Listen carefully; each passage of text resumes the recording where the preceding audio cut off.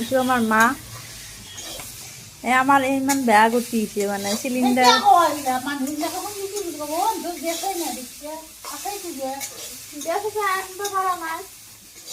সেইটোৱেতো কথা কৈছোঁ মই এতিয়া আমি জুইত খাব লগা আছে বাৰু এইটো ভালেই বাৰু এই গৰমত নৰি আৰু সেইটোৱে কথা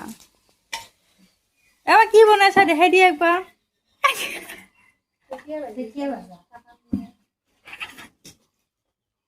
এই তোমাৰ বৌ